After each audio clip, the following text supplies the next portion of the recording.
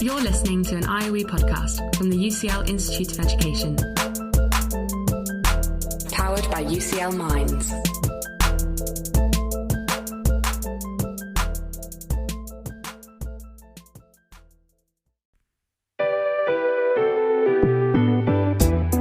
This is Research for the Real World. Conversations with researchers about the paths they've taken to shape our everyday lives.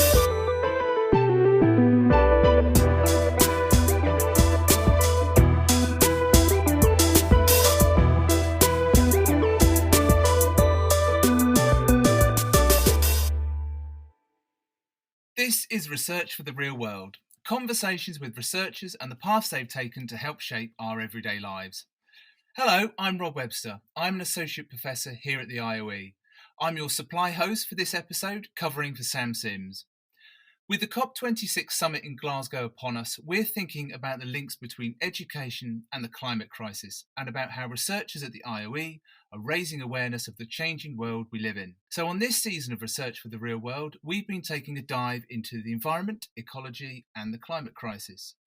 On this episode, I'm delighted to be talking with Professor Nicola Walshe.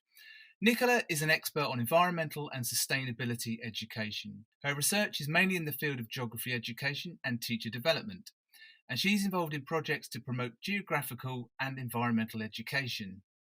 We're going to chat to Nicola about her research and the innovative work she's been doing to engage children on environmental and climate issues. And I must mention that Nicola is a recent recruit. She's come right through the door and straight into our virtual studio. So Nicola, hello, welcome to the podcast and welcome to the IOE. Thank you very much. It's lovely to be here. Nicola, let's start by finding out a bit about you. You're a former geography teacher and you're joining us as the new head of the Department of Curriculum, Pedagogy and Assessment. So tell us about your journey from the classroom to the IOE. Absolutely. I guess thinking about school, I always loved geography and always thought I'd go into geography as a teacher. But between school and university, I was lucky enough to go to Alaska. And while I was in Alaska, I had a tour by Professor Craig Lingle at the Geophysical Institute at the time. And he was showing me areas where buildings were sinking into the permafrost at the time. This was the mid-90s, so a time when actually climate change wasn't really talked about. I certainly hadn't learnt about it at school. And really that sowed the seed for me then of really thinking, well, geography is really very important. We need to start to understand what's going on here. I didn't understand what was going on at the time particularly, but it made me want to go and learn more. So I did my degree, I went and did a PhD in glaciology and started to think about, again, how the glaciers are being impacted by climate change. And from there, learnt to be a teacher and went in to be a geography teacher. As soon as I was a geography teacher, it was something that I felt that was really important to start to explore issues of environment and sustainability with the students in my care. And from then, I started to research as a teacher alongside my work. I moved into gradually teacher education. So I worked on the PGCE at the University of Cambridge for a while and then transitioned to Anglia Ruskin University. But carrying alongside whatever roles I was doing, my research in understanding children's sort of conceptions of environmental and sustainability in education, but also thinking about how we can help them to understand better the concepts and then act on that understanding. And of course, I've been lucky enough to be welcomed very warmly to the IOE very recently, and it's somewhere where I sort of hope to develop and extend that research further. Brilliant. And I love this PhD in glaciology as well. It's slightly different to my experience, which was just taking a glacial period of time to do my PhD. Your work, Nicola, reminds us that environmental issues are a matter of geography as well as science. It's generally STEM subjects that get the attention. But if a student is interested in studies relating to the environment, could geography be a worthwhile learning and career path for them? Absolutely. Geography is absolutely crucial as part of the work that we're doing around climate change education and environmental and sustainability education. It's all very well knowing the science, and I can talk about this later, but actually geographers have a spatial understanding, so an understanding of the inequalities of the impacts of climate change, for example. They understand how the causes of climate change aren't sort of equal across the globe. They understand more than just the science. They look at the social justice elements, something that's really very important important. So they have a very holistic viewpoint, a way of working, which I think is absolutely vital. And this is something that if students go through and take GCSE, A-level and go on to degree courses, they'll be able to select and opt for areas of study which include climate change, which include Anthropocene, and sort of a variety of ways. And of course, within the UCL IOE, there's also courses like the PGC Geography, where we sort of embed issues of sustainability into our geography programs, but also the MA Education with Geography as well, where they will learn about issues and can unpick issues which relate to environmental and sustainability education as part of a broader discourse around education. So thinking about teaching or training to teach geography sort of takes us to the school angle here. So why do we need to teach children and young people about the environment and sustainability in schools? And one of the things in my mind is this concept of eco-anxiety, the distress about the climate crisis and the state of the environment. And although it's not a sort of diagnosable condition, it's something that's reported to be particularly prevalent among young people. Absolutely. And I think, we all know it's in the news that it's absolutely imperative for us to teach about climate change and the environment. But I think that you can think about that in three different ways, really. First of all, I don't need to remind us, you sort of introduced at the beginning of this discussion that we're in a climate crisis. We have COP26 as a result. And I think the climate crisis arguably represents the biggest existential problem facing the planet, posing as it does a significant risk to planetary sustainability and to human and non-human forms of life. And the scale of this environmental crisis is then magnified by global warming's interaction with a whole host of other social, economic, political factors. And this heightens or multiplies the risks. So the risk of poverty, disease, food insecurity, political instability, conflict, etc. And there's lots of figures that we see in the news all the time. So the global surface temperature was 1.09 degrees C higher in the decade leading to 2020 than that of 1900. The past 5 years have been the hottest on record since 1850. The number of heat-related deaths have doubled globally in the past 20 years. And we've had devastating wildfires, sort of from California to Greece to Australia, flooding, catastrophic flooding across Europe and China this year. So it's really absolutely vital. There's no question that we are experiencing critical climate change and that we need to sort of start to do something about it. But even in that context, that wider context that we understand now more than ever, there is a lack of understanding on the part of children and young people as to the cause and the impact of climate change, and actually sustainability more broadly. What is sustainability? So despite all of this that we know is happening now, within schools, children and young people are not able to fully understand what is happening.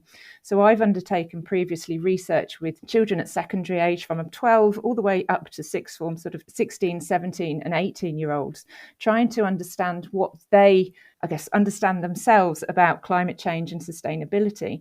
And what that research shows is that almost all the time, children sort of and young people have a sense of this sort of environmental impacts and sort of more broadly, but they don't fully understand the concept. In particular, they lack this understanding of social justice, the importance of inequalities on local, national and global scales, for example, of the impacts of climate change.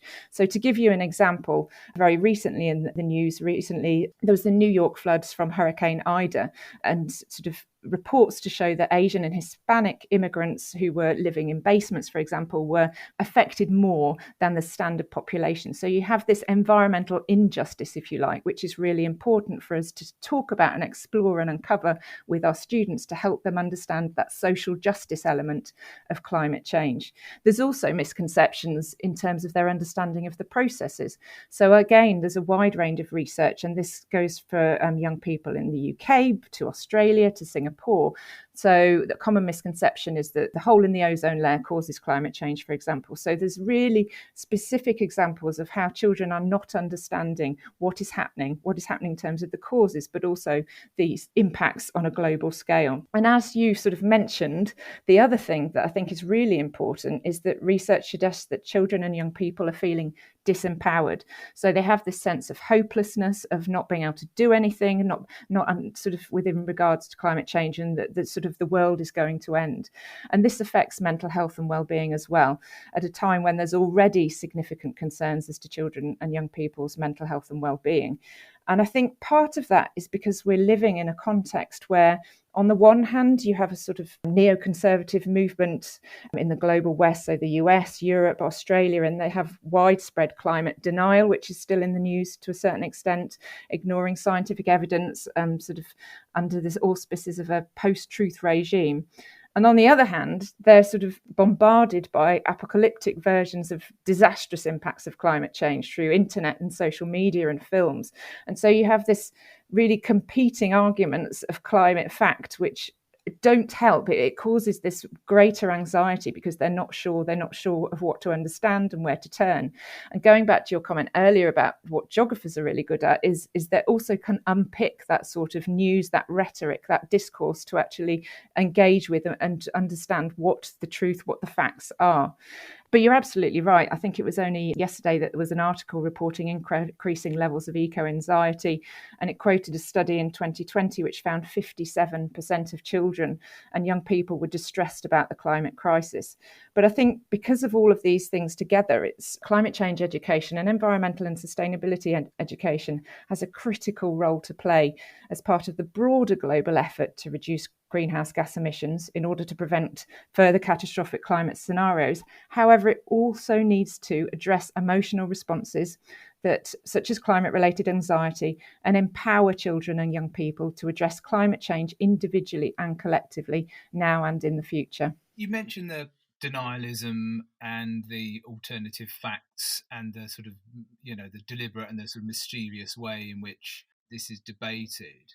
So what does that mean for schools in how they go about teaching these topics and environmental and sustainability education? Are there effective pedagogies which help them to sort of navigate this terrain? I think climate change is incredibly complex to teach about, and on top of the sort of the wider discourse that you've just referred to, it's complex for a number of reasons. So it's complex because you have a sort of temporal and spatial outsourcing, if you like, of climate change to people and places who have contributed least of all. So as a temporal crisis, global warming has taken generations, if not centuries, to develop and will inevitably affect those who haven't been born yet.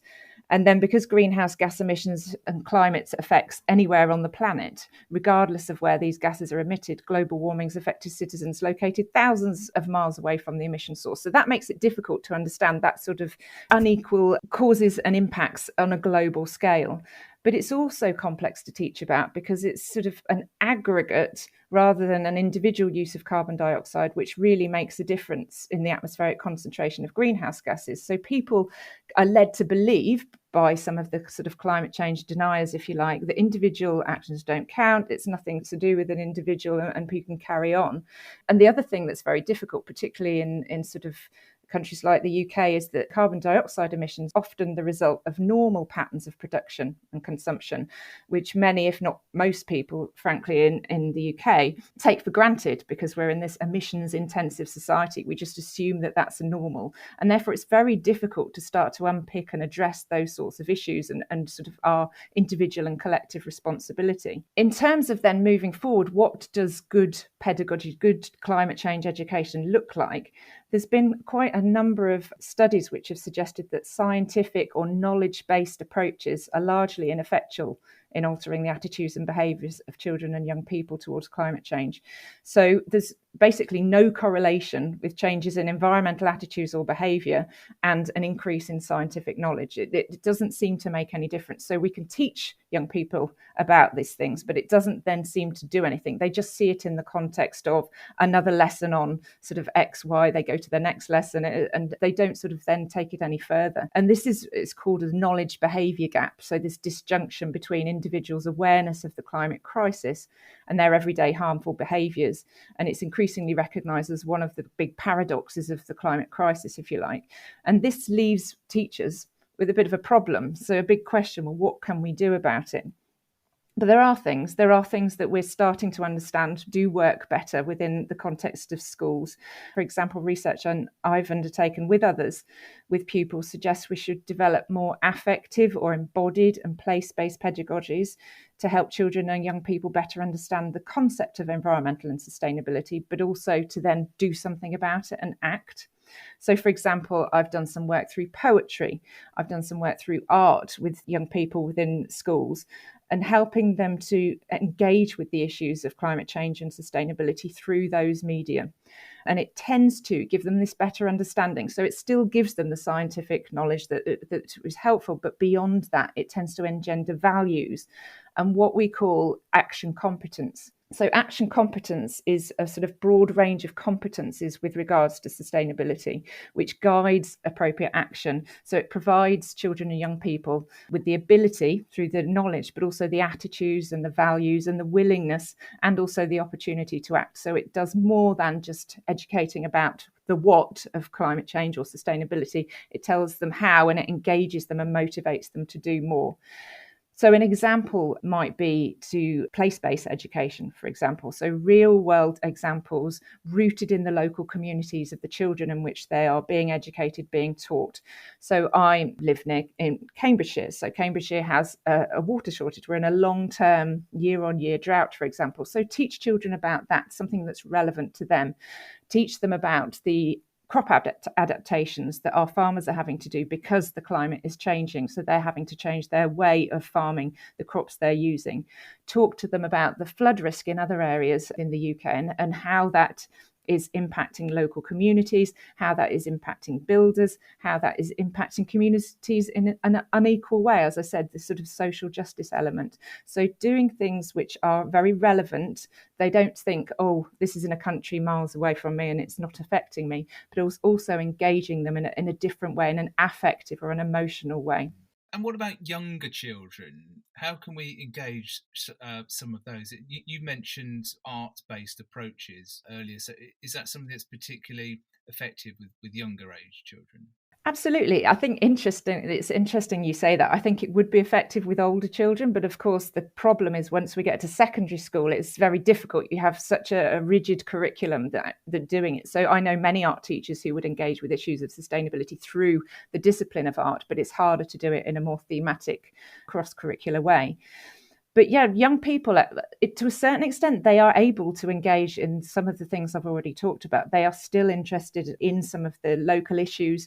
I know schools that engage with all sorts of things around traffic, pollution, green energy, for example, through their geography lessons often. So I'm going back to geography. But yes, art and working with the young children with artists is a way of really helping them to think through issues of sustainability that maybe they find it harder to articulate. And this is particularly the case in a project that I've sort of currently undertaken called Eco Capabilities, which is where we are working with a group of artists through the charity Cambridge Curiosity and Imagination in nature with children. So children aged 7 to 10, we are taking outside, we're going outside and spending days at a time working through art to connect them to nature. And the aim is that within a sort of context whereby very young children are increasingly on electronic devices and have less time outside, and therefore research suggests that they are less connected to nature in many cases, not all, but in many. And of course, in the context of COVID-19, there is increasing concern that children have spent less time outdoors and actually more time on smartphones, internet, etc. And of course, this can affect mental health and well-being. So it's sort of all very much linked. That actually we're taking them out and sort of spending time in nature. And the initial findings of that project are really, really interesting. So one of the things that they've done is their children are showing increased resilience. So both when they're outdoors as adventurers and learners, but also back when they come into the classroom in their kind of traditional subjects of English, maths, etc.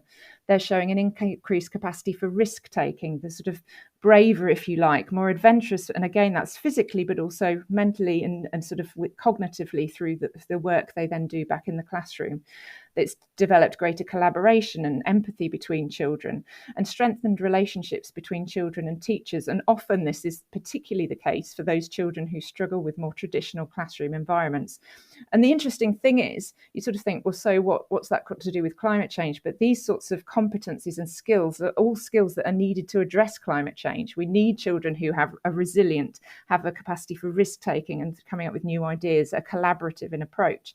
And yet there are often, sadly, fewer opportunities to develop these through traditional classroom-based education. The other thing that eco-capabilities, the project has shown, is that children through that work outside, through art in nature, have a greater sense of belonging in and existence as part of nature. So they have a much better nature connectedness. They start to recognise and appreciate biodiversity. So they start to articulate the way they talk to you about the importance of nature, the importance of bees, for example. And when we were in schools, it was really interesting. We'd go in each Monday and they'd rush up to you and want to tell you about, the daddy longlegs that they saw or the moth they saw last night in great detail. And it's the noticing of nature that was really, really interesting in that point. So the project and spending time in that way with children through art was getting them to notice and appreciate really small parts of nature, which of course they then wanted to protect and look after. So of course, it may seem a less direct way of climate change education, if you like, or environmental and sustainability education, but actually it's very meaningful and very much engaging with those issues in a different way. So I think it's practice which prepares children with the competencies and skills to address climate change, but through this kind of embodied artistic practice in which they're connected to their local environments outside, it gives them the inclination and the impetus to act in a way that protects their local environment as well. And what might some of the challenges be for schools? You've mentioned the nature of the curriculum. It is quite packed and little space, but you've also indicated the benefits as well. So could you sort of give us the balance sheet for schools in terms of challenges and benefits? It's a really interesting question. And one of the things that I asked the teachers that were involved in the Eco-Capabilities project during the time was, because we were taking a day a week for effectively 2.5 months, how are you managing to fit everything else into the rest of the week? And they sort of said, it is very difficult. It's very rushed to get through the other subjects. And then they sort of reflected and said, but actually it's always difficult. It's always a rush. So again, it's thinking about it in a different way. What are you learning from that day? The resilience, the collaboration, the empathy, the risk-taking that then translates into the rest of the week, which then means the rest of the week is more productive. So you need to sort of flip on the head the way you think about education and the purpose of education. But of course, it takes someone very brave. We're in a sort of climate where actually schools are a very high accountability climate. Schools have Ofsted inspections and leave tables, and often these are informed by things which are measured, and it's much harder to measure those sorts of skills. And it's also not something that's necessarily explicitly in the curriculum, certainly at primary and at secondary, sort of through geography, the science, as you suggest, but not something that's sort of foregrounded. So we're really at the mercy of individuals within schools, particularly in the senior management and leadership teams of schools, who, if they are interested in environmental and sustainability, then they might make it happen, they might make space for it.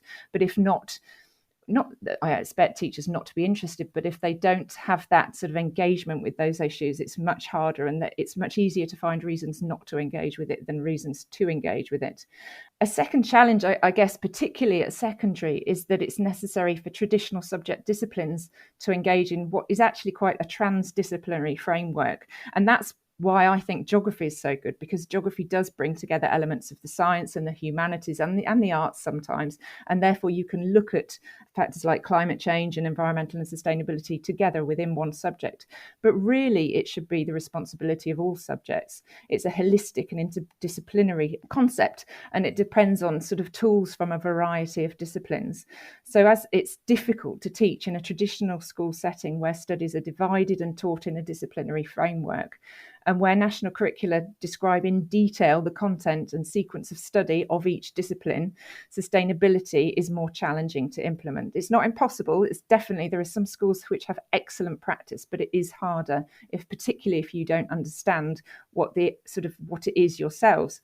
And of course, that's tricky as well, because our teachers don't always have the education, and that's why having really strong initial teacher education, but ongoing teacher education around climate change education, but more broadly environmental and sustainability education is absolutely vital. We need to make sure whichever route teachers are being educated through, whether it's a university-based route or a school-based route, that we are really embedding issues of environmental and sustainability education through that programme, so that teachers feel empowered themselves to address this within their own curriculum, but also in a more thematic and broad way. And only if we do that are we going to be able to address this properly and for all of our children in all of our schools. You've taken us nicely to our last question there, Nicola. So I'm going to give you the power now to do something about this, because one thing we occasionally like to do with our guests on this podcast is make them Prime Minister for the day. So if you were in charge, what's the one change, one irreversible change you would like to make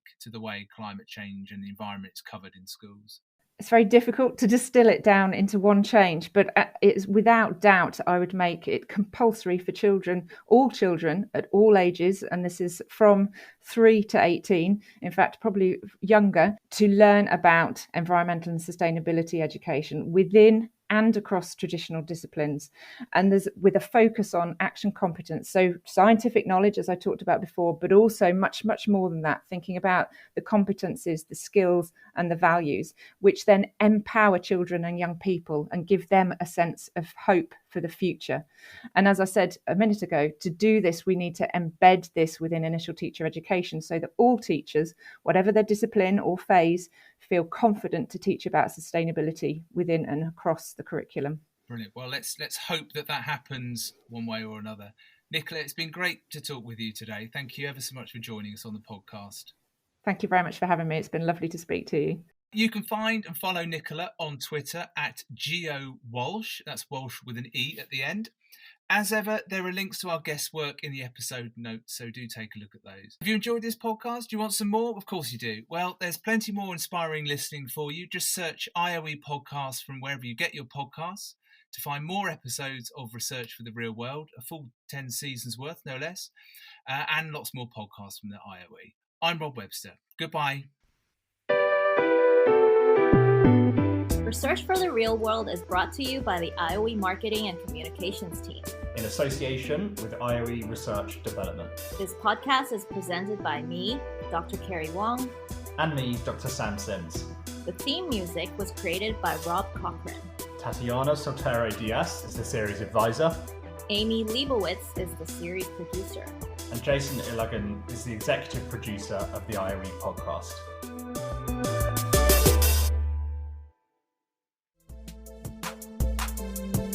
Thanks so much for downloading and listening to this IOE podcast from the UCL Institute of Education, University College London.